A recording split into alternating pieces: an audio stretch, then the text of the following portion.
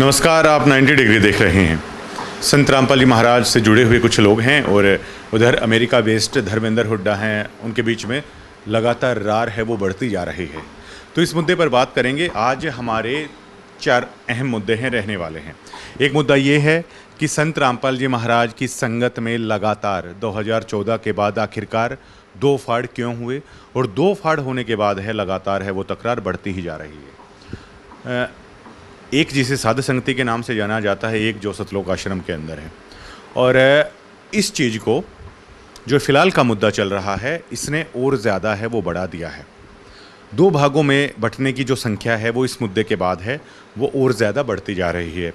और पहली बार ऐसा हो रहा है कि जिस साध संगति को लेकर लगातार सतलोक आश्रमों में सालों से एक कैंपेन चलाया जा रहा है, दे आर रिजेक्टेड डिवोटी, कोई भक्त नहीं है ये लोग, अपनी ढपली अपना राग है वो इन लोगों ने अपना रखा है। लेकिन पहली बार जिस तरीके से सतलोक आश्रम जो मैनेजमेंट है उससे जुड़े हुए लोग जिस तरह का व्यवहार कर रहे हैं, तो पहली बार ऐसा हो रहा है कि सतलोक आश्रम के अंदर जो भक्त जा रहे हैं वो साध संगति को लेकर अब सीरियस ले रहे हैं कि वाकई में जो ये लोग कहते थे ऐसा नहीं है। और जो साध संगति वाले लोग हैं जो मैनेजमेंट को लेकर, या वो जो लोग कहते थे कि गुरु ज्ञान से ये विरुद्ध चल रहे हैं, वो लोग यकीन कर रहे हैं। बहुत सारे फ़ोन हैं वो साध संगति के पास है आ रहे हैं, इसमें कोई शक नहीं है। एक हमारा मुद्दा ये रहेगा। दूसरा हमारा मुद्दा ये रहेगा कि जो सुरेश फौजी हैं बालसमंद से, जिनके बारे में कई बार हमने जो सतलोक आश्रम के ऑफिशियल जो चैनल्स हैं उन्होंने उन्हें कहा था कि गैंगस्टर रह चुके हैं, उनको लेकर, क्योंकि हमें ऐसा लगता है कि कभी वो गैंगस्टर रहे होंगे लेकिन उनकी फ़िलहाल की जो भाषा है वो एक साधु जैसी दिखाई देती है। हालांकि वो संत रामपाल जी महाराज को लेकर कुछ ऐसी बातें बोल रहे हैं जो नहीं बोलनी चाहिए, लेकिन फिर भी सभ्यता को लेकर ये हैरान करता है कि कोई कभी इतना हार्डकोर मुकदमों का नामजद रहा शख्स आज एक साधु जैसी संयमित भाषा है वो बोलता है। लेकिन जो साधु हैं, जो भक्त हैं, वो कैसी भाषा का प्रयोग कर रहे हैं, ये चौंकाने वाली बात है। तीसरा मुद्दा हमारा ये रहने वाला है कि जो प्रेमानंद या अन्य कुछ संत हों या पूर्ण हैं या नहीं है वो अलग की बात है, उनको लेकर आश्रम की तरफ से लगातार भद्दी भद्दी भाषाओं का इस्तेमाल है किया जाता है। तो क्या अगर प्रेमानंद जी के ज्ञान में कोई त्रुटि है या अन्य संतों के ज्ञान में कोई त्रुटि है, तो क्या संत रामपाल जी महाराज ने ये सिखाया है कि गाली गलौज करके या भद्दा बोल के आप ऐसा कह सकते हैं। चौथा और आखिरी पॉइंट हमारा ये रहने वाला है कि आश्रम से जुड़े हुए हमारे एक भाई हैं अनूप बयाना खेड़ा, कल उन्होंने दावा किया कि धर्मेंद्र हुड्डा की तरफ से उन्हें थ्रेट है दिया गया है, और वो थ्रेट है वो लाइफ डेंजर तक का है उन्होंने बताया है। हालांकि फ़ोन उनके पास आया है या नहीं आया है, लेकिन चलिए मान के चलते हैं कि उनके पास आया है। और उसको लेकर जिस तरह का रिएक्शन है वो लोग दे रहे हैं, एक उस पर चर्चा करेंगे। तो सबसे पहले आ जाते हैं 2014 के बाद जो बरवाला कांड हुआ, उससे पहले ऐसा कुछ नहीं था। बरवाला कांड जैसे ही हुआ उसके बाद संत रामपाल जी महाराज की संगत है वो 2 भागों में बट गई।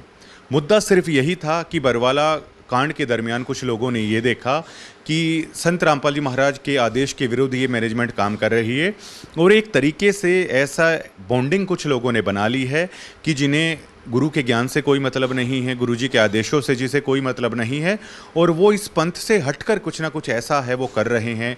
और बरवाला कांड में उसके बाद संत रामपाल जी महाराज 11.5 साल तक जेल में रहे। उन्होंने इस कमेटी के खिलाफ भी हैं बयान दिए जो सबके सामने हैं कि RSS के गुंडे हैं, ये मेरे आदमी नहीं हैं। यहाँ तक कह दिया कि मुझे भी लाइफ थ्रेट है वो देने की है, सोची गई थी, यहाँ तक बातें चली। लेकिन जैसे तैसे वो मुद्दा सुलझा। लेकिन उसके बाद भी कुछ चीज़ें ऐसी हुई कि जिसने कुछ भक्तों को इतना नाराज़ किया कि संत रामपाल जी महाराज के सत्संग और कुछ कह रहे हैं, राजनीतिक रैलियों में भक्तों को ले जाना हुआ, आन उपासना में भक्तों को शामिल करना हुआ। तो कई चीज़ें बिल्कुल विरुद्ध, ज्ञान विरुद्ध, संत रामपाल जी महाराज के ज्ञानों से अलग है, ये लोग चलने लगे आश्रम वाले। तो फिर कुल लोगों ने क्या किया, अपना सत्संग भी अपना घर पे ही वो सुनने लगे, गुरु ज्ञान पर चलने लगे। और साध संगति एक संत रामपाल जी महाराज के आशीर्वाद से हैं, उन्होंने एक अपना ग्रुप बनाया, और जो बिल्कुल पूरी तरीके से जो संत रामपाल जी महाराज ने कहा, शब्द सैन सतगुरु की पिछाण पावे अटल सुहागरे, बिल्कुल संत रामपाल जी महाराज ने जो एक एक बात बताई उस पर है वो लोग चलने लगे। और आश्रम को लेकर है वो बयानबाजी करने लगे कि ये संत रामपाल जी महाराज के आदेशों की धज्जियाँ उड़ा रहे हैं, पीले पर्चे निकाले जाते हैं सतलोक आश्रम में कि सतगुरुदेव का आदेश है। तो ये हुआ। और अब जबकि फिर सतलोक आश्रम मैनेजमेंट ने क्या किया, सालों तक ये कैंपेन चलाया, भक्तों को ये समझाया बार बार कि ये तो अलग निकाले हुए लोग हैं, इनसे बच के रहिए, इनके वीडियोज़ ना देखिए, ये तो पागल लोग हैं। लेकिन धीरे धीरे धीरे धीरे लोग हैं, क्यूरियोसिटी हर किसी को होती है और आश्रम में जाने वाला हर व्यक्ति जानता है कि संत रामपाल जी महाराज का ज्ञान अलग है, सतलोक आश्रमों में करवाया कुछ और जा रहा है, राजनीति की भेंट है, लोगों को चढ़वाया जा रहा है, फला फला पार्टी को वोट डालने का आदेश है संत रामपाल जी महाराज के नाम से जारी किया जाता है। रैलियों में भक्तों को ठूस ठूस कर बेचा गया सतलोक आश्रम की तरफ से, ये भी किसी से छुपा नहीं है। और किस तरीके से सतलोक आश्रम मैनेजमेंट झूठ बोलती है ये भी उनके आम भक्तों को पता है। तो उसके बाद वो साध संगति के वीडियोस देखने लगे, तो धीरे धीरे साध संगति से लोग हैं वो जुड़ने लगे। अब जबकि ये मामला हुआ है जिसमें साध संगति की तरफ से ये दावा किया जाता था कि ये लोग गुरु ज्ञान से अलग चलते हैं। अब भाषा देखिए, अब वाणी ही से पहचान होती है, बगुले की और हंस की पहचान कैसे होती है? दिखने में तो दोनों ही सफ़ेद लगते हैं ना। अब बगुला मछली खाता है, हंस मोती खाता है, तब पहचान होती है। काग कोयल की रंग से पहचान नहीं की जा सकती है, काग और कोयल की पहचान उसकी ज़ुबान से होती है। और ज़ुबान के बारे में कहा जाता है ये बिना हड्डे की होती है। कहने को कुछ भी कहिए, लेकिन फिर भी समझदार लोगों ने कहा है कि ज़ुबान से जो बात निकल जाती है इसका बड़ा महत्व है, इसे बहुत सोच समझ कर है बोलना चाहिए।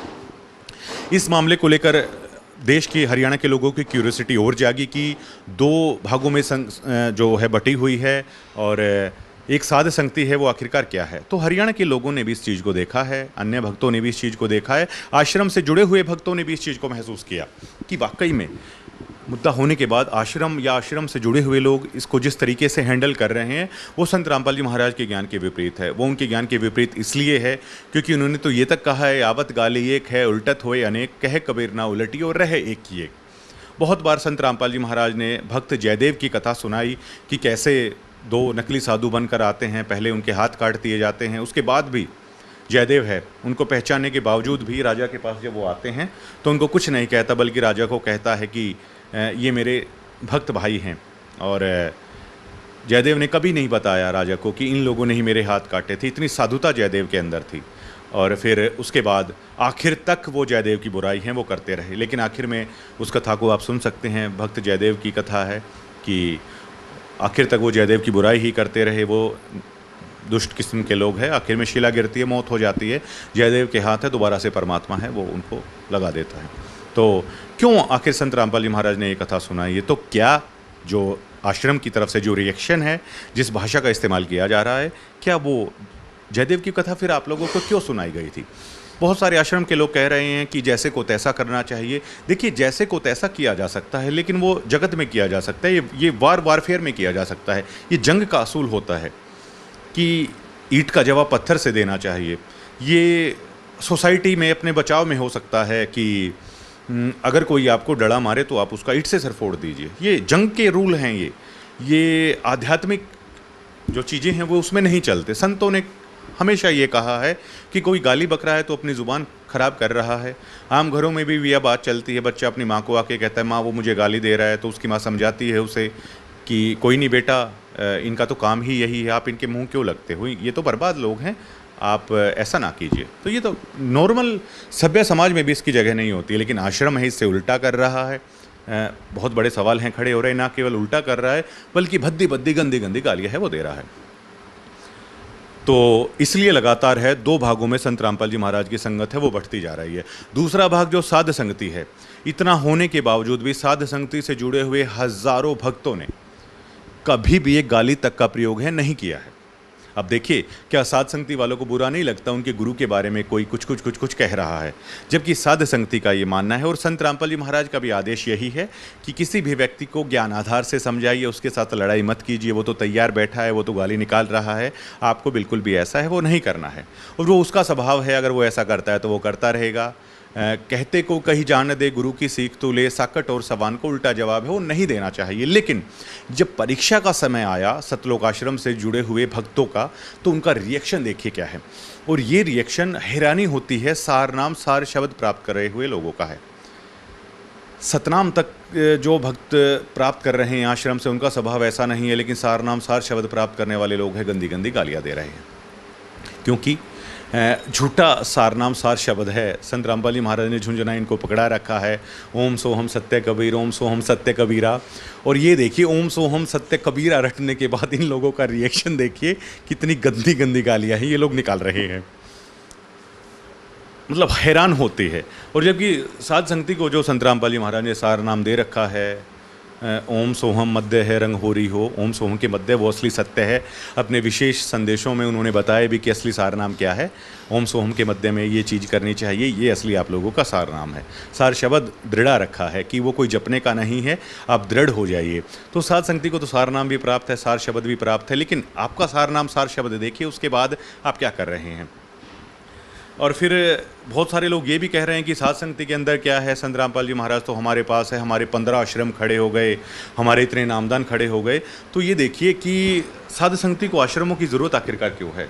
एक हमारे गुरुजी ने तो हमें ये बताया है कि ये जितनी भी साइंस की टेक्नोलॉजी है परमात्मा की दी हुई है। तो हमारे परमात्मा ने तो हमें ये दे रखा है, ये फ़ोन है, यही आश्रम है हमारा। तो अब ये कैसे है आश्रम, जैसे कि एक व्यक्ति ये कहे कि हज़ारों बरगद के पेड़ हैं जेब में आ सकते हैं, तो दूसरा कहेगा, मूर्ख कहेगा कि देखो ये कितना बड़ा मूर्ख है, ये क्या कह रहा है, हज़ारों बरगद के पेड़ एक जेब में आ सकते हैं। वो कहेंगे भैया कैसे आ सकते हैं, तो वो उसका एक छोटा सा बीज दिखाएगा जो बरगद के पेड़ पर फल लगता है। वो ये कहता है कि इसके अंदर ये हज़ारों बरगद के पेड़ हैं। मूर्ख फिर भी नहीं समझेगा, लेकिन समझदार मानता है कि बीज से ही सारी चीज़ है वो उपजती है। अब ये लोग प्राउड कर रहे हैं 200 एकड़ के अंदर हमने धनान आश्रम बना दिया है, 200 क्या 500 एकड़ के अंदर है वो बना दीजिए, हमें क्या फ़र्क पड़ता है। हमारा तो इसी से काम चल रहा है, इसी में सारा सत्संग सारी चीज़ें इसी में डाली हुई है। अब ये देखिए हज़ारों एकड़ में के बरगद के पेड़ को आप जेब में कैसे डाल के ले जाएंगे, अगर आपको जेब में डाल के ले जाना है। तो हमारे तो आपके तो 15 आश्रम है, पूरी सृष्टि का भी अगर पूरी पृथ्वी पर भी आप आश्रम बना लो तो भी जो इसके अंदर जो आश्रम है आप उसका मुकाबला है वो नहीं कर पा रहे हैं। फिर कट्टे डाले जा रहे हैं, खाद बीज डाले जा रहे हैं। भैया अब ये बताइए कि संत रामपाल जी महाराज की भक्ति ही ये थी कि आपको गधा मजदूरी ना करनी पड़े, आपको बैल की तरह आगे लादा जाएगा, आपके ऊपर बोझ है, इसलिए ये भक्ति से हम लोग जुड़े थे। अब इस भक्ति से जुड़ने के बाद भी अगर हमें खाद बीज ही उठाने हैं, इस भक्ति से जुड़ने के बाद भी हमें जगह जगह जाकर लोगों की छत डालनी है, लोगों के तसड़े उठाने हैं, ईंटें ढोनी है, अगर यही गधा मजदूरी हमें करनी है तो फिर हम आखिरकार संत रामपाल जी महाराज से क्यों जुड़े। अब अगर आप लोग कहेंगे कि गरीबों के मकान बना रहे हैं, वो बना रहे हैं, तो संत रामपाल जी महाराज ने कहा है कि कभी भी इमोशनल नहीं होना चाहिए। राजा जनक इमोशनल हुए थे, तो आखिर में संत रामपाल जी महाराज ने बताया कि आखिर में आकर राजा जनक वाली आत्मा है, फिर नौकर लगी थी। जबकि सुखदेव ऋषि इमोशनल नहीं हुए, आज तक संत रामपाल जी महाराज ने बताया वो स्वर्ग के अंदर हैं। तो भैया गधा मजदूरी से बचने के लिए, इसी बैल की तरह बोझा ढोने से बचने के लिए तो हमने संत रामपाल जी महाराज का नाम लिया था। तो क्यों हम खाद बीज के कट्टे हैं वो कंधों पर डालते डालते लदे लदे फिर, यही हमारे गुरु का आदेश नहीं। हम तो भैया आराम से बैठते हैं घर के अंदर, जैसे संत रामपाल जी महाराज का आदेश था कि देसी घी का हलवा खाइए बच्चों, ये परमात्मा वो है, और आराम से इसकी महिमा सुनिए। तो साध संगति वाले तो भैया हम तो खीर हलवा आराम से खाते हैं और संत रामपाल जी महाराज के सत्संग सुनते हैं। उनका प्रथम मंत्र, सतनाम, सार नाम, सार शब्द, सारी चीज़ें हैं हम लोगों को मिली हुई है। हम क्यों आपकी तरह ऐसे फिरते कट्टे उठा के खाद डालते हुए हमें क्यों करें। अगर मुझे खाद ही डालनी थी संत रामपाल जी महाराज से जुड़कर, तो भैया मैं अपनी जो मेरी ज़मीन है डिगल में, मैं उसको बादे पे क्यों दूँ। अगर खाद डालने से परमात्मा मिले तो मैं जिस ज़मीन का मालिक हूँ मैं तो उसी में जाके खेती ना कर लूँ। अब ये देखिए क्या ये समझदारी है। अपनी ज़मीन को तो मैंने बादे पर दे रखा है, जैसे कुछ गेहूं या पैसों के बदले में दूसरा आपकी ज़मीन को है वो बोता है। तो एक बार बताइए, मैं अपनी ज़मीन पे ट्रैक्टर लेके खेती ना कर लूँ, अगर मुझे आश्रम के अंदर जाकर भी खाद बीज और कट्टे ही अगर आप लोगों को डलवाने हैं, अगर आश्रम के अंदर भी आकर मुझे है दिहाड़ी मजदूरी लोगों के घर अगर मुझे बनाने हैं, तो भैया आश्रम की बजाय तो मैं जहाँ भी शहरों के अंदर लेबर चौक होते हैं वहाँ पर क्यों ना खड़ा हूँ। कम से कम मैं रोज़ अपने घर पर 1000 रुपये लेके तो बढ़ूँगा, उस 1000 रुपये से दान भी करूँ। फिर अगर आश्रम से जुड़ के मुझे यही ईंट पत्थर ढोने हैं, खाद बीज ढोनी है, ये पाइप लेकर घूमने हैं, ये मोटरें लेकर अगर मुझे घूमने हैं, तो फिर क्या फ़ायदा है। जैसे संत रामपाल जी महाराज का सुबह का नित्य नियम है, बंजारे के बैल जू भरमी फिरा बहुदेश, खांड लाद भुस खात है बिन सतगुरु उपदेश। बिन सतगुरु के उपदेश के आप लोग ये मोटर पाइप और ये खाद के कट्टे हैं ये लेकर घूम रहे हो, क्योंकि सदगुरु के उपदेश का सुनिया एक विचार, अगर एक विचार भी आप सुन लो तो सदगुरु तो बोझ को कम करवाते, ना कि खाद के कट्टे डलवाते। अब ये कहेंगे संत रामपाल जी महाराज ने कहा है आप लोगों को कहा है, साध संगति को नहीं कहा है। साध संगति को तो ये कहा है कि जितना वजन हल्का है उतना करना है, और साध संगति का तो इतना हल्का वजन कर रखा है, ना बच्चों की शादी करने की टेंशन है, ना साध संगति वालों को अपने बच्चों को पढ़ाने की दिक्कत है, उन्हें तो किसी भी चीज़ की दिक्कत नहीं है, उनका तो बोझ बिल्कुल हल्का कर दिया। लेकिन आप देखिए आप लोगों के पास कितनी जिम्मेदारियां हैं, एक्स्ट्रा और आपके ऊपर संत रामपाल जी महाराज ने लाद दी है। आते ही उन्होंने कहा था कि है काम आदमी का औरों के काम आना। उन्होंने कहा कि मैंने तो सुना था बच्चों, आप लोगों ने तो करके दिखा दिया। तो हमने भी सुना था, क्योंकि हमारे गुरुजी ने सुना था तो हमने भी सुना था, हमारे गुरुजी ने और हमने तो सुना था, लेकिन आप लोगों ने भैया सच में करके ही दिखा दिया है। तो कम से कम आप लेबर चौक पे खड़े हो जाइए, वहाँ जाके लोगों के घर बनाइए, अगर आप लोगों को यही बनाने हैं। अगर घर बनाने से भगवान मिलता हो तो लेबर चौक पे जो सुबह मजदूर खड़े रहते हैं, चाहे रोहतक हो, जज्जर हो, कहीं भी हो, तो उन लोगों को तो हमसे पहले ही मिल जाना चाहिए। अगर खाद बीज बांटने से अगर परमात्मा मिलता हो तो जगह जगह खाद बीज की जो दुकान है लोगों ने खोल रखी है, उनसे मिल जाए। अब कहेंगे हम तो मुफ्त में बांट रहे हैं भैया। अब खाद बीज वाले को भी आप अगर ये बता दें मुफ्त में अगर खाद बांटोगे परमात्मा मिल जाएगा, तो भैया वो भी बांटने लग जाएगा अगर मुफ्त में बांटने से मिलता हो। और आप तो मुफ्त में बांटते हैं, गालियाँ भी मुफ्त में ही बांट रहे हैं। और अब तो आप पंचायत के फैसले को भी नहीं मान रहे हैं, पंचायत के फैसले को रिजेक्ट आप लोगों ने कर दिया, जबकि पंचायत का फैसला ना तानाशाही नहीं होता, पंचायत का फैसला अंतिम और सर्वमान्य होता है। वो क्यों होता है? क्योंकि जो पंचायत जो प्रणाली होती है ना, इसमें सबको अपनी बात रखने का अधिकार होता है। और उस पंचायत में कहा जा रहा था युद्धवीर दास हैं, वो तो आश्रम से आए हुए हैं, एक सज्जन धनाना के एक सज्जन व्यक्ति को भी आप लोगों ने रिजेक्ट कर दिया है। अगर आप लोगों को लगता था वो फैसला गलत है तो उस पंचायत के दरमियान ही आपको कह देना चाहिए था। अगर सर्वसम्मति पंचायत की हो जाती है फिर ये बातें नहीं चलती हैं कि मेरे पक्ष में फैसला हुआ, मेरे पक्ष में फैसला नहीं हुआ। ऐसे तो कोर्ट भी जब फैसला देती है लोग कहते हैं मुझे तो गलत झूठा है वो सज़ा है वो दे दी गई, ऐसे नहीं चलता, बाद में फैसला होता है। पंचायती फैसला कोई ज़बरदस्ती का नहीं होता है, लेकिन आप लोगों ने तो उसे भी है रिजेक्ट कर दिया है। एक हमारा पॉइंट है ये है। और दूसरा हमारा पॉइंट ये रहने वाला है, जो सुरेश फौजी हैं वो संत रामपाल जी महाराज को लेकर है, बहुत बातें हैं वो गलत कर रहे हैं, क्योंकि महाराज जी का एक ज्ञान है कि देखा देखी भक्ति का रंग ना सुहावे। जिन जिन लोगों को आप सतलोक आश्रम के अंदर लेकर आए हो, पाइप मोटरों के नाम पर या किसी भी चीज़ के नाम पर, मान बढ़ाई के नाम पर, उनको बड़ी बड़ी स्टेज हैं वो दे दी गई, ऊपरी तौर पर उनको दिखा दिया गया कि देखिए महाराज जी ऐसा कर रहे हैं। तो जैसे सुरेश फौजी हैं भाई साहब, उन्होंने खुद कहा कि मैं तो ये काम देखकर प्रभावित है, इंप्रेस हो गया था। अब आप कह रहे हैं कि उन्होंने मन से बढ़ाई करी। अरे भैया जब आपका मंच आप दे रहे हैं तो जाहिर तौर पर आप उसको तो माइक दोगे नहीं, जो गाली बकेगा जाहिर तौर पर वो बढ़ाई करेगा। और जब वो बढ़ाई करता है तो बढ़ाई आगे भी चली जाती है। ज्ञान आधार से आपने जोड़ा नहीं, जब ज्ञान आधार से नहीं जोड़ा है तो अब जो आम सोसाइटी के अंदर आ रहे हैं, तो संत रामपाल जी महाराज के बारे में तो ये बातें चलती हैं, दूध से नहाते थे, खीर खाते थे, ऐसे थे वैसे थे, बहुत सारी चीज़ें चलती रहती हैं। उसके बारे में महाराज जी ने हमें बताया है कि चू चू के बीच में ही पानी पीना पड़ेगा, मतलब ये चीज़ें हमारे सदगुरुदेव के बारे में चलती ही रहेंगी, आप इन्हें ख़त्म नहीं कर पाएंगे। इन्हीं बातों के बीच में हमने भक्तों को जोड़ना है, इन्हीं बातों के बीच में हमने उनको ज्ञान को प्रभाव करना है। लेकिन एक बात जो इम्प्रेस करने की है हर किसी को, कि कल सुरेश फौजी का फेसबुक पेज में देख रहा था कि वो बता रहे थे 18 साल पहले कितने हार्ड केस उनके ऊपर थे। इतना हार्डकोर अगर रहने वाला व्यक्ति भी आज देखिए कितने संयम की भाषा बोल रहा है, कोई गाली नहीं दे रहा है, और कितने सभ्य तरीके से अपने सवाल है वो कर रहा है। अगर आप में हिम्मत है तो आप ज्ञान आधार से उनकी बातों का जवाब दीजिए। साध संगति की वीडियो जो सुरेश फौजी भाई साहब हैं वो देख पाएंगे, आज कल से उनके पास भी भेजेंगे कि वो फिर जो उनकी शंकाएं हैं महाराज जी को लेकर है वो दूर हो जाएंगी उनकी। तो ये देखिए कि एक जो कभी एक सो कॉल्ड गैंगस्टर रह चुका है, हार्डकोर केस जिसके ऊपर कभी चल चुके हैं, वो व्यक्ति एक साधु की भाषा बोल रहा है आराम से। महाराज जी के बारे में जो बोल रहा है वो गलत बोल रहा है, लेकिन उसका जो संयम बोलने का तरीका आप देखिए, एक साधु की तरह मिठास उनकी वाणी के अंदर है। दूसरी तरफ देखिए जो संत रामपाल जी महाराज के भक्त हैं, उनसे जुड़े हुए डिवोटी हैं, उनकी भाषा देखिए आप, वो एक गैंगस्टर की भाषा बोल रहे हैं। जो कभी जिनके ऊपर कभी गैंगस्टर होने के आरोप लगे, वो एक मीठी वाणी है वो बोल रहे हैं। हैरान करने वाली बात है ये। तीसरी बात ये है कि अब प्रेमानंद को लेकर है बहुत कहा जा रहा है कि इन्होंने बोला, व्यक्तिगत भी कई शब्द ऐसे थे जो नहीं बोलने चाहिए। अब ये बताइए, देखिए विरोध किसी का भी किया जा सकता, ज्ञान आधार से करिए।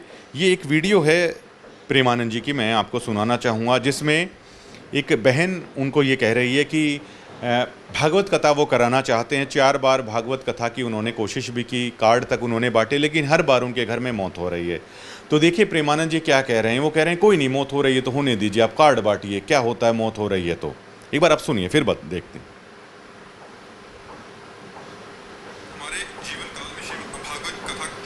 शरीर व शरीर के परिजन की प्रबल इच्छा है कि हमारे जीवन काल में श्रीमद् भागवत कथा का आयोजन करवाएं, परंतु जब भी भागवत कथा के कार्ड इत्यादि छप जाते हैं, पूरी तैयारी हो जाती है, तो परिवार में किसी निजी परिजन की मृत्यु हो जाती है। महाराज जी अब तक परिवार में 3-4 मृत्यु हो चुके हैं महाराज जी, फिर इस तरह की रुकावट आ जाती है महाराज जी। अब करवाइए, ठीक है, अब फिर नवीन करवाइए। अब परिवार में सब लोग ये कहते हैं कि तो मर जाएंगे, वो अमर थोड़ी हो जाएंगे, मरना तो है ही एक दिन। इसका नाम क्या है इस लोक का? मृत्यु लोक। अच्छा, बिना अवधि के कोई मर जाएगा?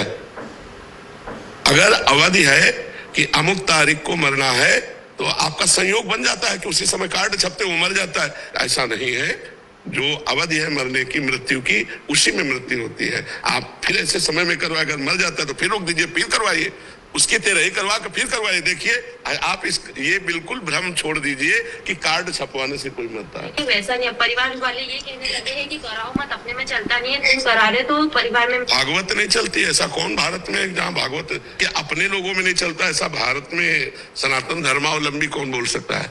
महाराज जब भी कुछ ऐसा धार्मिक कार्य करने जाते हैं तो रुकावट है। ये केवल भ्रम है, केवल भ्रम है। वो पाप आकर के संयोग बन जाता है जिससे आपको भ्रम नहीं, ऐसा कुछ नहीं है। कितनी बार आप अनुष्ठान लिए हैं? आप कितनी बार लिए हैं? अगर वो मरा तेरे ही करो, फिर अनुष्ठान लो।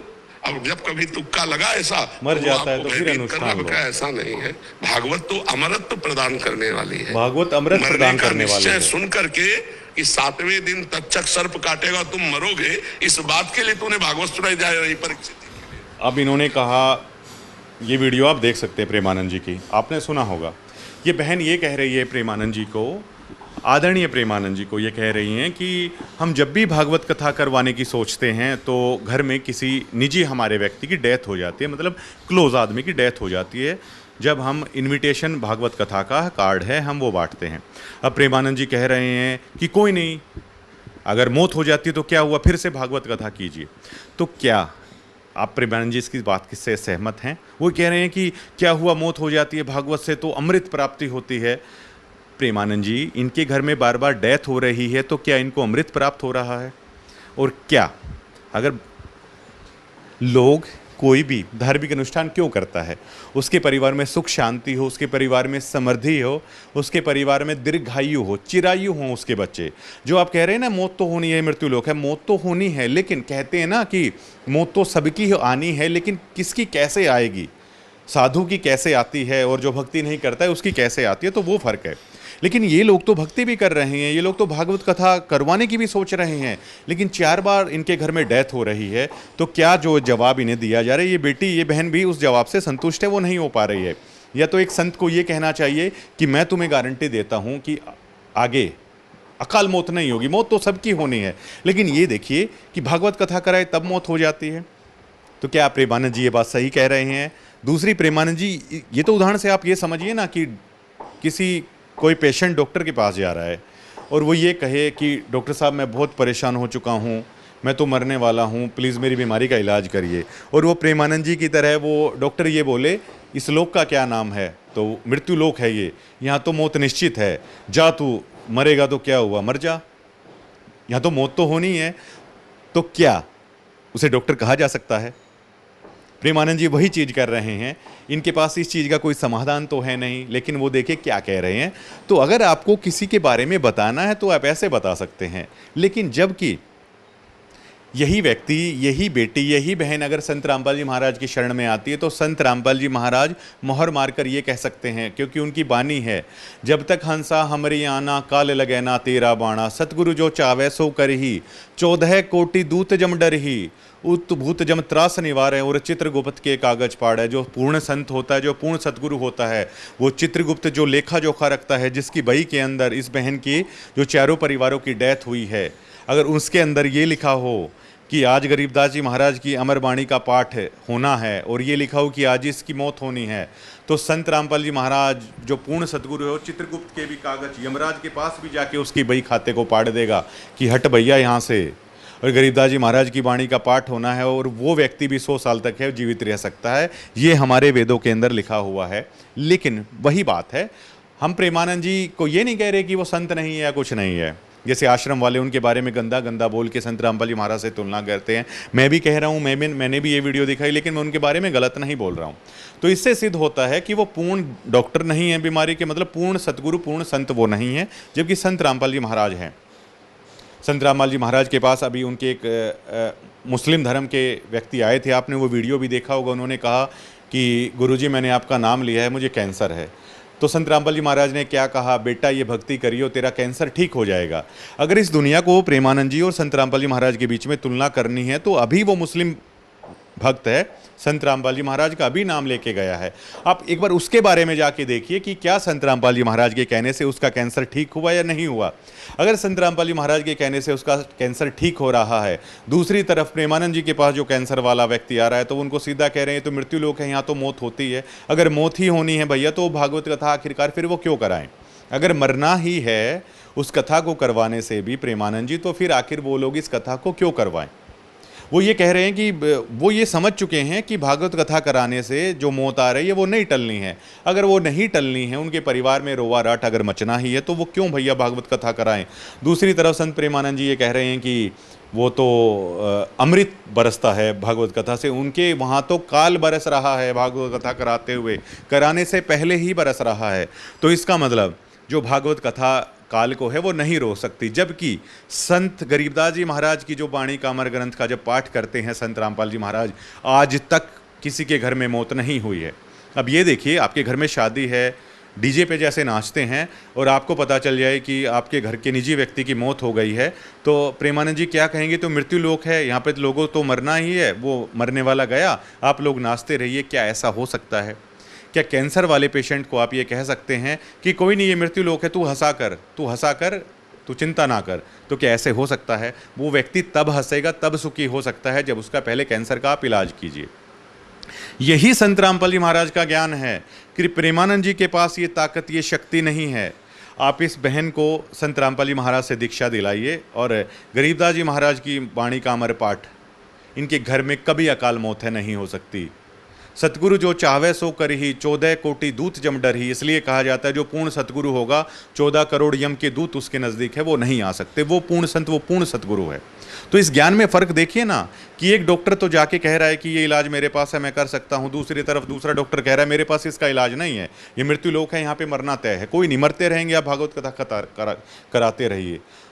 तो उसने डॉक्टर का दुकान तो खोल रखी है, उसके पास इलाज नहीं है। ऐसे ही प्रेमानंद जी बात तो कह रहे हैं लेकिन उनके पास इलाज नहीं है किसी भी चीज़ का। अब आ जाते हैं लास्ट में, प्रेमानंद जी ने क्या कहा कि राजा परीक्षित की एक कथा हिंदू धर्म में बहुत प्रचलित है कि 7वें दिन तक्षक नाग उनको डसना था और भागवत कथा उन्होंने कराई। लेकिन प्रेमानंद जी ने यहाँ पर पूरी बात नहीं बताई है जो सतगुरु रामपाल जी महाराज ने बताई है। परीक्षित को 7वें दिन तक्षक नाग डसना था और भागवत के बारे में ऐसा कहा जाता है स्वर्ग लोक की प्राप्ति होती है। स्वर्ग लोक के बारे में गरीबदास जी महाराज ने ये लिखा है, यहाँ से भी ज़्यादा घटियापन, यहाँ से भी ज़्यादा गंदापन और यहाँ से भी ज़्यादा घटिया विचारों के लोग हैं वो स्वर्ग के अंदर रहते हैं। यहाँ से भी ज़्यादा राग द्वेष स्वर्ग के अंदर है। उसका उदाहरण भी दिया है जब इंद्र अपनी सबसे मेन पटरानी को किसी की तपस्या भंग करने के लिए भेज देता है, भैया आप उस स्वर्ग में जाकर क्या करोगे? अपनी पत्नी को दूसरे के पास अगर कोई भेज दे तो उसको क्या कहा जाता है धरती के ऊपर? हम उस समाज में उस व्यक्ति को सभ्य नहीं मानते हैं। तो स्वर्ग का जो राजा ऐसा है, किसी की भक्ति तपस्या को भंग करने के लिए अपनी पत्नी को दूसरे के पास रहने के लिए भेज देता है, तो आप उस स्वर्ग में जाकर वो आपका क्या हाल करेगा अपने स्वार्थ के लिए? ये संत रामपाल जी महाराज ने बताया है और ये बात कहाँ गलत है? तो सुखदेव जब परीक्षित को ये कहा गया कि स्वर्ग प्राप्ति के लिए भागवत कथा है वो होनी होगी, तो इस पूरी धरती के ऊपर एक भी व्यक्ति ऐसा नहीं था जो भागवत कथा करने का अधिकारी हो। प्रेमानंद जी ने ये पूरी बात नहीं बताई। तो उसके बाद कहा गया कि भागवत कथा के लिए संतों को ढूंढा गया, पूरी पृथ्वी के ऊपर कोई संत, क्योंकि 7वें दिन उस चीज़ का रिजल्ट आना था कि क्या स्वर्ग से वो विमान आता है जिसमें परीक्षित है वो स्वर्ग जा पाएंगे। अगर वो ऐसा नहीं करते हैं तो भागवत कथा करने वालों की पोल है खुलने वाली है। जिसने भागवत कथा के जो रचयिता थे उन्होंने भी भागवत कथा करने से मना कर दिया। जो तमाम साधु संत थे पूरी धरती के ऊपर उन्होंने भी भागवत कथा करने से मना कर दिया। उन्होंने कहा कथा तो हम जरूर कर सकते हैं लेकिन हम इस कथा के उत्तराधिकारी नहीं हैं। उसके बाद तय होता है, स्वर्ग से सुखदेव ऋषि को बुलाया जाता है भागवत कथा करने के लिए।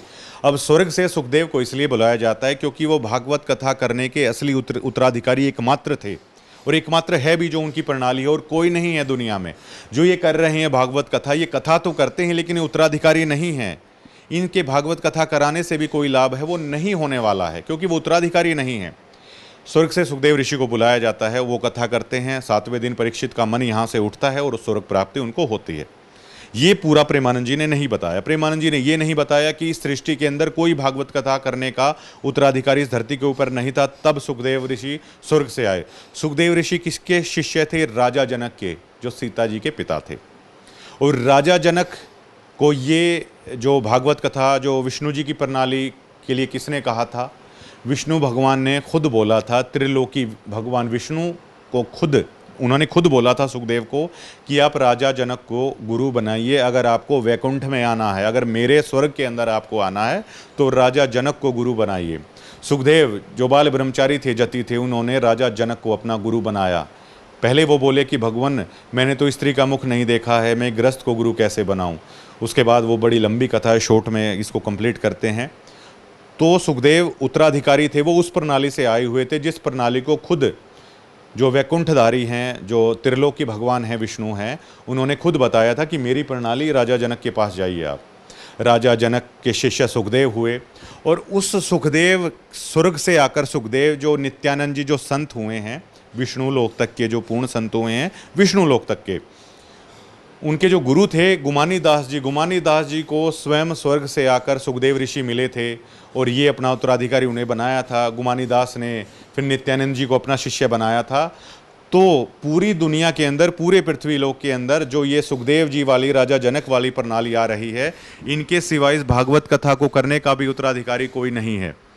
और अब महंत राजेंद्र दास जी हैं दुबड़धन माजरा। आप बेरी से आप दुबड़धन माजरा जाते हो या जज्जर से आप दुबड़धन माजरा जाते हो तो वहाँ पर जटेला धाम बना हुआ है। इस जटेला धाम के सिवा पूरी दुनिया के अंदर कहीं भी कोई भी विष्णु का लाभ प्राप्त करने के अंदर कोई भी उत्तराधिकारी नहीं है। जो भी कर रहा है कृष्ण जी की पूजा या जो भी ये कर रहे हैं, ये लोग उत्तराधिकारी नहीं हैं, क्योंकि स्वर्ग से सुखदेव ऋषि को इसलिए बुलाना पड़ा क्योंकि यहाँ पर कोई उत्तराधिकारी नहीं था। और सुखदेव जी की जो प्रणाली चली आई वो सुखदेव जी की प्रणाली गुमानी दास तक आई, गुमानी दास से नित्यानंद तक आई, और नित्यानंद वाली जो प्रणाली आ रही है आज महंत राजेंद्र दास हैं जटेला धाम के, ये बैकुंठ तक जाने का ओरिजिनल मार्ग है। अगर आप इनसे जुड़ते हैं तो त्रिलोकी विष्णुनाथ तक का लाभ आप प्राप्त कर सकते हैं, लेकिन फिर भी आपकी अकाल मौत 84 लाख जूनी है वो ये नहीं कटने वाली है। जबकि जितना लाभ भागवत कथा से होता है उतना लाभ संत रामपाल जी महाराज के जो भक्त हैं, जो अन्न देव की आरती करते हैं, 150 कथाओं का लाभ संत रामपाल जी महाराज का जो शिष्य है, ऐसी हजारों भागवत कथाओं का लाभ तो संत रामपाल जी महाराज की, गरीबदास जी महाराज की जो 1.5 मिनट की वाणी है, 1.5 मिनट की वाणी में हजारों भागवत कथाओं का लाभ है उस भक्त को मिल जाता है, जिस भागवत कथा को करने के लिए महीना या 1.5 महीना है आप लोग लगाते हैं, और जबकि वो लोग उत्तराधिकारी भी नहीं हैं। प्रेमानंद जी ने इस बात को है वो खोल कर नहीं बताया कि यहाँ पर पृथ्वी पर कोई भी भागवत कथा किसी से भी कराइए, कोई उत्तराधिकारी नहीं है। उत्तराधिकारी अगर कोई है तो जटेला धाम के अंदर ये लोग महंत राजेंद्र दास जो हैं वो यहाँ हैं। अगर विष्णु लोक तक का लाभ लेना है, अगर आपको सतलोक का लाभ लेना है तो आप संत रामपाल जी महाराज से जुड़िए, और अगर इन्हीं विष्णु का अगर आपको पूर्ण लाभ लेना है वो भी आप संत रामपाल जी महाराज से जुड़िए। अगर नॉर्मल लाभ आपको लेना है तो आप नित्यानंद जी वाली प्रणाली में जा सकते हैं, दुबड़धन माजरा तक, वैकुंठ तक आप जा सकते हैं। अगर आपको उससे क्या होगा, 84 लाख जूनी भी होगी, वैकुंठ भी आप जाओगे, फिर नरक भी आओगे, जैसा संत रामपाल जी महाराज ने समझाया है। पाप पुण्य 2 बीज बनाया, शब्द वेद की ने बिरले बाया, पाप और पुण्य दोनों का हिसाब आपका होगा। और अगर आप संत रामपाल जी महाराज से भी अगर आप त्रिलोकी विष्णु का आप नाम लेते हो तो उसका हजारों गुना ज़्यादा लाभ है वो संत रामपाल जी महाराज के पास मंत्र लेने से, दीक्षा लेने से आपको हो सकता है। और पूर्ण ब्रह्म को प्राप्त करना है तो वो अलग से लाभ है संत रामपाल जी महाराज के पास होने का। तो ये बात प्रेमानंद जी है, आप इससे आप पहचान सकते हैं कि प्रेमानंद जी पूर्ण संत हैं या नहीं है। एक बेटी के घर में उस कथा को करवाने से, उस कथा का इनविटेशन कार्ड मात्र देने से मौत हो रही है, कोहराम मचा हुआ है, काल दस्तक दे रहा है, अमृत दस्तक नहीं दे रहा है, काल स्वयं उनके घर में 4 मौत का वो कर चुका है। तो एक बात बताइए, प्रेमानंद जी महाराज के पास इलाज ही नहीं है इस चीज़ का, और वो ये सच नहीं बता रहे हैं कि इस धरती पर कोई सुखदेव की प्रणाली के सिवा कोई कृष्ण जी, विष्णु जी का लाभ लेने का उत्तराधिकारी नहीं है। केवल दुबड़दन माजरा के पास अगर कृष्ण जी का, विष्णु जी का लाभ आपको लेना है तो केवल यही लोग उत्तराधिकारी हैं। आप इनसे जुड़ के वो कर सकते हैं, लेकिन उसका लाभ और हानि जो है वो आपको बता दी है।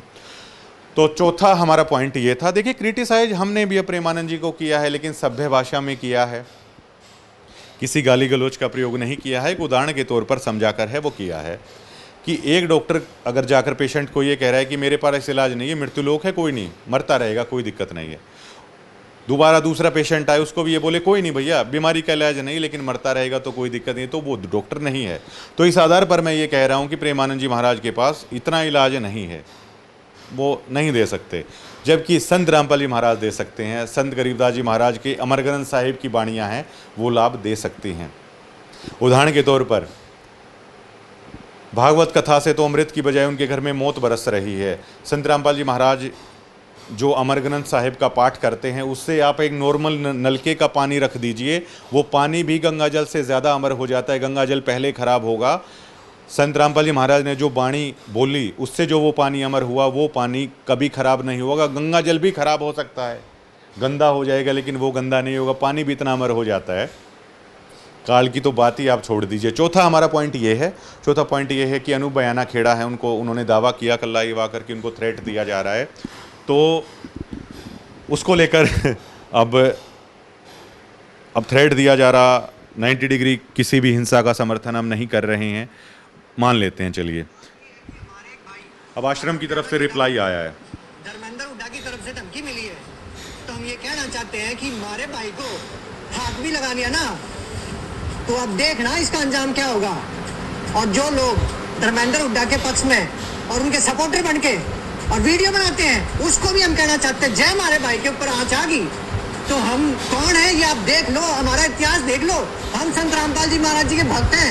लेकिन तो अब ये लोग क्या कह रहे हैं कि हम कौन हैं, हमारा इतिहास है, वो लोग देख लो, अगर हमारे भाई को कुछ हुआ, कुछ नहीं होना चाहिए। अब ये चीज़ देखिए भैया, अगर आपको थ्रेट आया है तो 2 चीज़ें हैं। संत रामपाल जी महाराज पर तो आपको विश्वास है नहीं, वरना अगर दिक्कत आती है तो सबसे पहले आदमी किसको याद करता है? भगवान को याद करता है।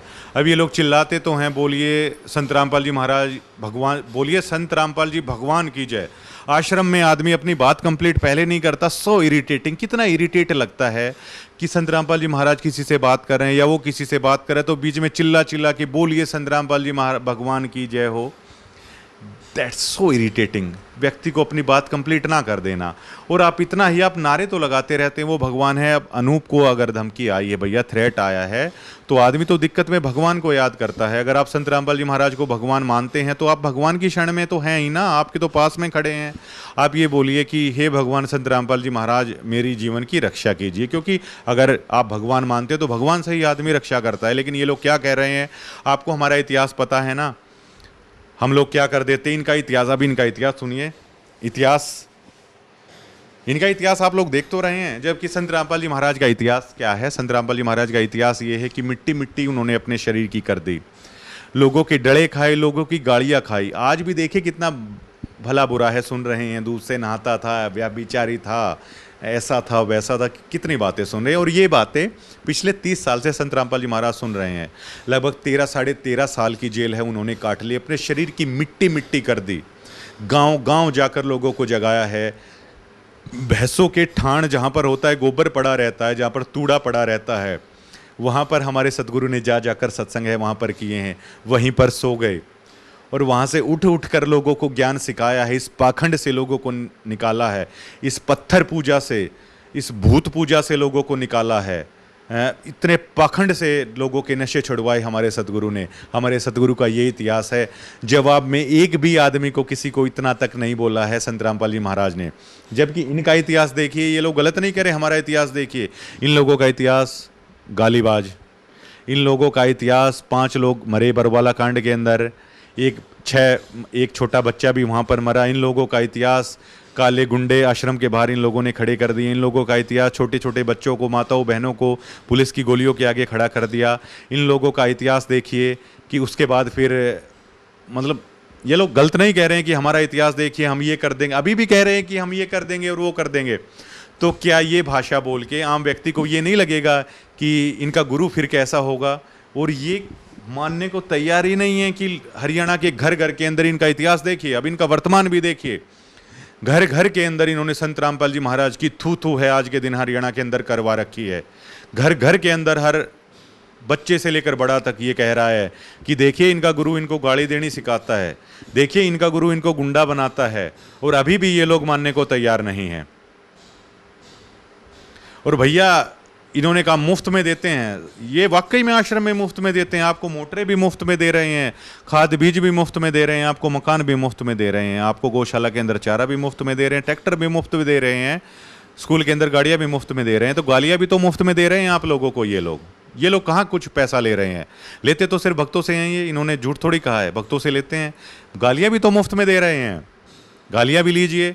अब महम चौबीसी की जो प्रधान हैं, अब मुफ्त में अगर मोटर पाइप आप लेके आए हो तो गालियां फिर ये लोग किसे देंगे? आप लोगों को ही देंगे। ये सब कुछ मुफ्त में देते हैं, ये गालियां भी मुफ्त में दे रहे हैं। तो गालियां भी लीजिए इन लोगों की।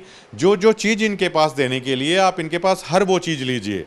अब इनके पास आगे देने के लिए क्या बचता है? गालियां ये लोग दे रहे हैं, बुंडा है, सुंडा है ये लोग बोल रहे हैं। अब इनके पास हरियाणा को देने के लिए क्या है? 2 दंगा हरियाणा के पास इनको देने के लिए। जो बरवाला में इन्होंने दंगा दिया हरियाणा को, एक और दंगा है इनके पास देने के लिए। और अगर आपने इन लोगों की पाइपें ली हैं, खाद बीज ले रहे हैं, भैया मोटर ले रहे हैं आप लोग मुफ्त में, अब गालियां कौन लेगा? गालियां भी आप लीजिए और मुफ्त में ही दे रहे। गालियां आप लोगों को गालियां ये लोग दे रहे हैं, उसके पैसे कहाँ पे ले रहे हैं? तो आप गालियां भी लीजिए। अब जो सरपंच मोटर पाइप लेके आया है, भैया अगर आपको गाली दी जाती है तो आप गाली भी लीजिए, आप इनको कुछ नहीं कहिएगा, क्योंकि वो भी मुफ्त में दे रहे हैं, उनके पैसे कहाँ ले रहे हैं? तो हर चीज़ ये लोग है मुफ्त में कर रहे हैं। और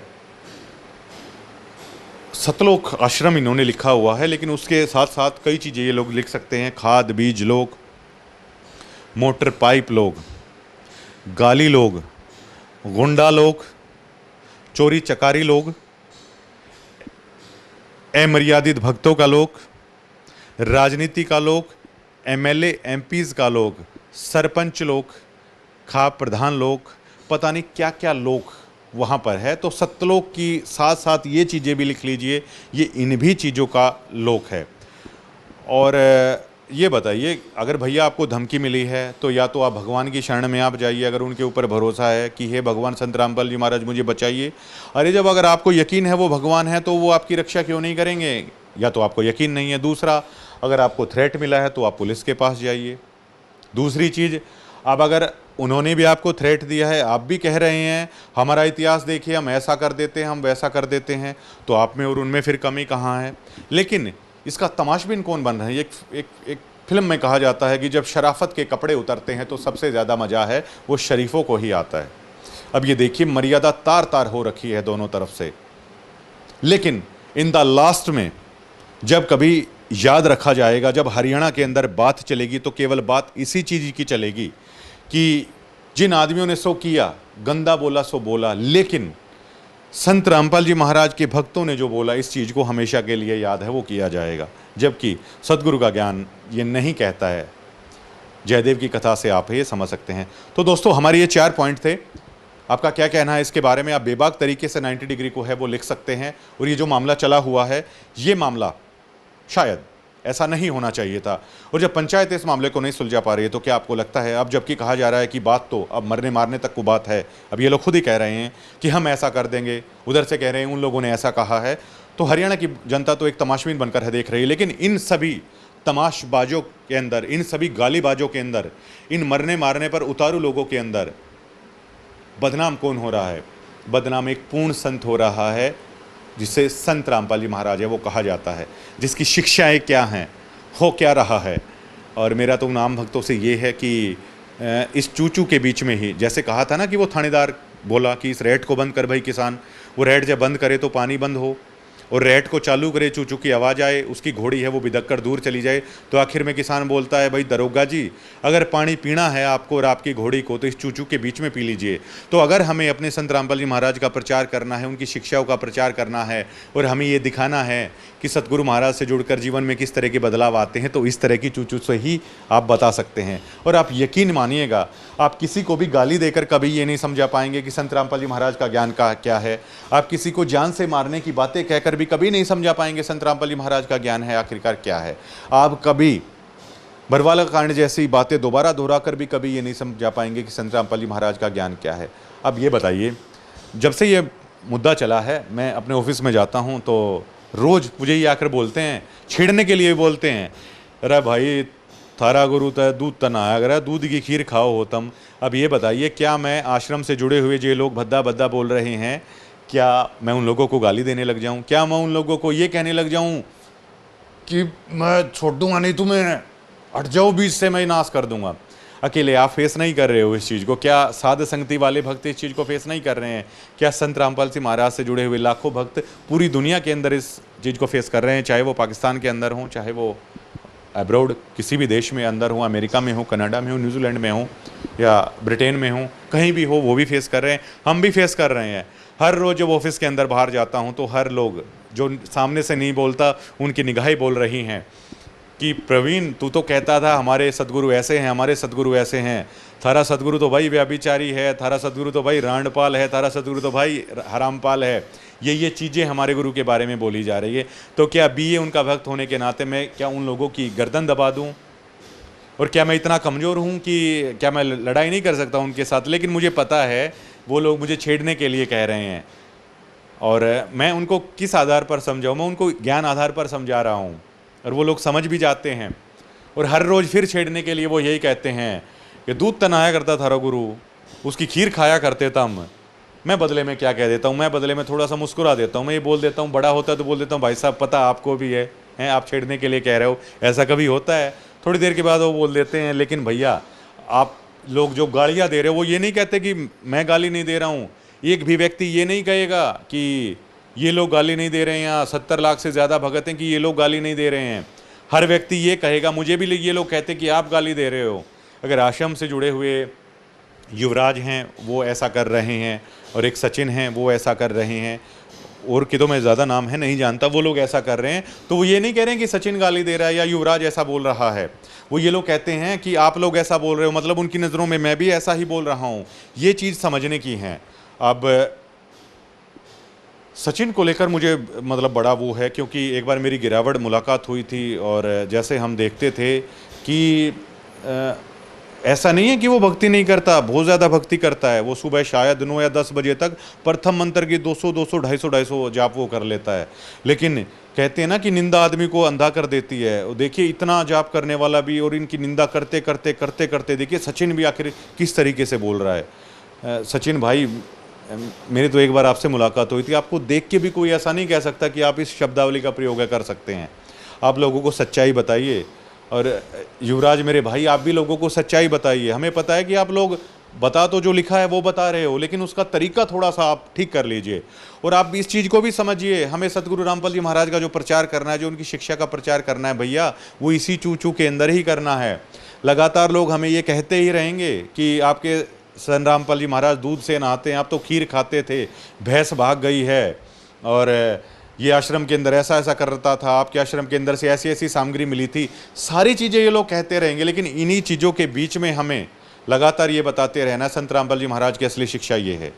किन्हें देखकर लोग कहेंगे? हमें और आपको देखकर ही वो लोग कहेंगे कि आखिर भक्त है वो कैसे होते हैं, क्योंकि उसके भक्त को देखकर ही तो वो कहेगा। जैसे संत रामपाल जी महाराज ने कहा है कि आँखों के अंदर भक्ति का पता चल जाएगा, तो हमारी आँखों से देखकर ही तो पता चलेगा ना। तो आप दोस्तों बताइए इसको लेकर क्या सोचते हैं? मुद्दा बहुत आगे बढ़ता जा रहा है, जबकि इतना होना नहीं चाहिए था। ये कोई भी पक्ष अगर थोड़ा सा भी नरम पड़ता तो ये मुद्दा इतना बढ़ता ही नहीं, लेकिन कोई भी झुकने को तैयार नहीं है। बीच में संत रामपाल जी महाराज का कोई मैटर नहीं है, लेकिन बीच में एक पूर्ण सदगुरु के बारे में भद्दा भद्दा बोला जा रहा है, फर्क किसी को नहीं पड़ रहा है। अब देखिए असली पाखंड क्या होता है। उस हासी वाले बाबा की आप वीडियो देखिए, वो क्या कह रहा है लोगों को बुलाकर, एक और उसकी वीडियो खुद डलवा रहा है वो एक आदमी वहाँ पर खड़ा है और उसके बारे में क्या बोल रहा है, तुम्हारे घर में ये मरा हुआ है, वो बोलता है हाँ जी मरा हुआ है, तेरा ये मरा हुआ है, हाँ जी मरा हुआ है। ये दोनों भूत बन के भैया इकट्ठे हो रखे हैं, घर आ जाते ही तेरे अंदर फिर से बढ़ जाएंगे, तेरे अंदर चिपट जाएंगे। अरे हासी वाले बाबा, अरे पाखंडी भाई, मेरे भाई इतना मूर्ख बनाते हैं क्या लोगों को, पाखंडी ये भाई भूत प्रेत के नाम पे देखिए वो सरेआम किस तरह की चीज़ें वो कर रहा है। दूसरी तरफ आप किस चीज़ पर यकीन कर रहे हैं कि दूध से नहाया करता था ये, दूसरी तरफ देखिए वो भूत प्रेत के नाम पर। अरे हासी वाले बाबा भाई, आपके घर के अंदर मौत नहीं हुई क्या कभी भी?